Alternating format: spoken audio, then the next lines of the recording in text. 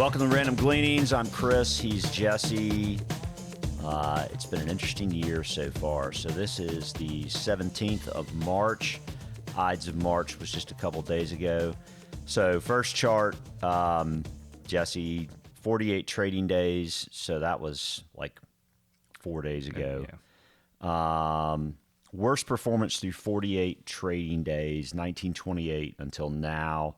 This ranks number 4 in terms of the worst 48 first days. Now, this chart, what's so interesting is it has to do with what happens to prices for the S&P 500 for the remainder of the year. And you can see, 2009 was the worst through the first 48 days. 2020 was next, 1935. You know what's interesting about those periods, though? Low inflation. So in 2009, you had negative 0.36% inflation. So prices dropped in 2009. In 2020, you had 1.4% inflation. In 1935, you had 2.25% inflation.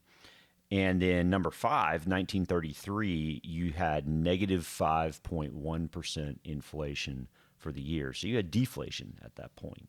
The only one that even resembles anything close to this time period right now was 1982, which is number 6. But what's interesting about that time period was inflation, CPI in January of 82 was 8.4%. In February, it was 7.6%, so it had dropped. And then by the end of 1982, inflation was at a whopping 3.8%. So, numbers dropped during that time period. So our last print just a couple weeks ago for the Consumer Price Index was 7.9%, which was up from the month before. So what happens? That is the $1 million question. I mean, there's no question. One quick comment on this. It's kind of like watching a baseball game, which we can't do right now because of the whole strike thing. But all that's to say, I'm always interested when someone pulls a stat like this. 48 trading days. I thought they worked that out. They did, but it's still delayed. Oh, They're a okay. couple weeks delayed. All right. So either way, 48 you tell trading days. I'm a baseball fan, can't you? 48 trading days. I wonder what the significance is of that, but either way, I mean, it's worth examining. There's no question. But I think you've hit on what is the most important part is, what's different about this environment than those. And to your point, the 82 is maybe the most similar from a high from a high inflation standpoint. But it was falling. But it was on the decline. Right. And we've only just begun a Fed rate hike cycle, right? And it wasn't very dramatic.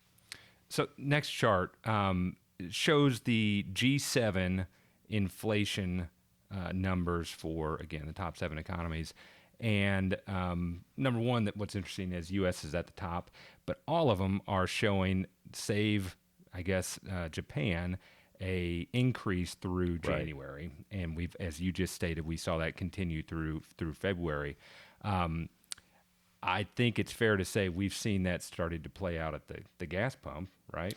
For sure. And I mean, as far as this chart's concerned, I mean, if all the G7 nations are on an upward slope, the Fed is just getting started in terms of raising interest rates. How aggressive do they have to get? Right. I thought it was so interesting, the testimony with the Alabama senator the other day in front of the Senate Banking Committee, where he basically backed Powell into a corner and said, will you get as aggressive as Volcker gets if you need to? And Powell said, I'd like history to indicate, yes, I will do that. And he said, well, good, because you haven't to this point. Mm-hmm. And so that's the big question, right? What kind of CPI print do we get from March's data? What do we get from April's data? Does it slow down? Does it do like 82? I mean, if it does like 82, yeah, you're going to see equities rally, okay? But if this continues, it's not going to get easier in the near run. I mean, our base case has always been the first half was going to get bumpy. It often is in a midterm election year. Right. The question is really, how does inflation play into that? Because hyperinflation prints of 7.9% weren't really in anyone's thought process when we got, a print last November of worst inflation in 40 years, 6.5%. Well, now it's at 7.9. Right. So, what happens next? Okay, next chart. Yeah, right. Gas prices. Gas prices are higher. This is through this morning national average for gas, AAA, $4.30. Right. Or oil's come down from 125 about a week and a half ago, made it down to the low to mid 90s in the past couple of days. This morning it's up 7%. It's back over $100 a barrel. I mean, it's going to be tough to say. We've not invested in refining more oil in the United States in the past decade. What's been popular is, social responsibility, green energy. But I mean, as we've already talked about, electric vehicles are 2%. So, I mean, did they go to 3% this year? Tough to say. I mean, Elon Musk is talking about the inflation in building electric vehicles. I mean, so But he's promoting more drilling right now too. Yeah. So I mean that again, it's difficult to see this fixing itself overnight, right? Yeah. And I think the same could be said if we go to the next chart. Corn has risen dramatically year to date. Yep, up 26%. 26%. I think you see on the next chart with wheat, another, just big climb from the start of the year. So wheat and corn to me are really interesting because of the prevalence of wheat growing in Ukraine, wheat growing in Russia. I mean, I think wheat's already been planted. Corn is not. That's my understanding as well. That's right. So, the question is, or the expectation is wheat's going to grow over there. Okay. But is it going to be harvested or does it have the opportunity to be exported, even if it is harvested? So going to the next chart, breadbasket of the world, Russia and Ukraine account for a quarter of global grains trade. So, we've had supply chain issues on everything else in the economy, boats sitting out in the ocean, can't get computer chips, whatever. If 1/4 of the grains, corn and wheat, are gone out of the market or at least severely hindered, what then? And that's the big question. Fortunately for me, maybe the first time I've ever been able to say this, but my wife being gluten-free is maybe an arbitrage in my household to save a little money, right? But all that's to say, I do think that, with that information and to be quite honest, I did not know that about Russia and Ukraine exporting 25% of the world's grain imports is significant. It's significant. So it does seem that there are some challenges ahead. It is more than the United States. It is more than in any South American country. It's more than the European Union. It's more than all the others that grow those grains. So, and to your point, deal. I think my understanding is wheat's been planted, so it presumably will grow. Again, questions as to whether it will be harvested.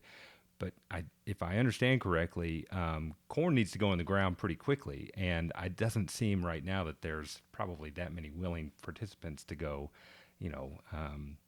put corn in the ground. Right.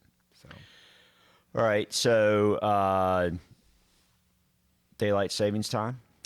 It's now light at night, or lighter at night. Thank goodness. This week, the Senate voted unanimously to make daylight savings time permanent starting in 2023. Good or bad? I just, maybe you all have seen some articles as well.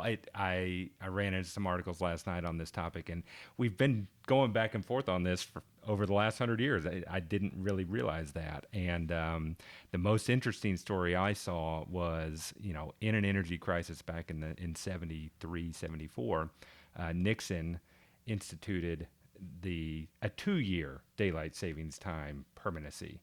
And he had massive popularity for that in December of 73. He instituted in January of 74. went into effect on January 6th.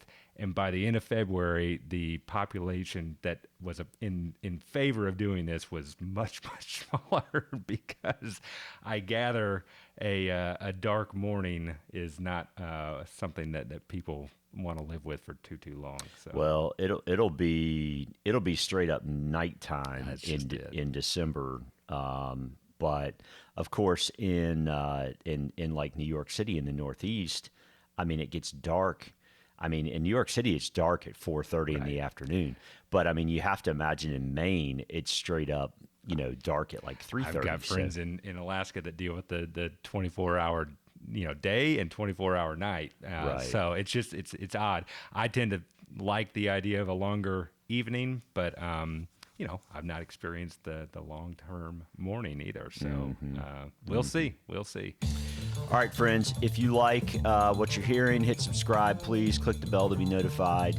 And please send us your questions to info@proplanwealth.com. Thanks as always for watching. We'll see you soon.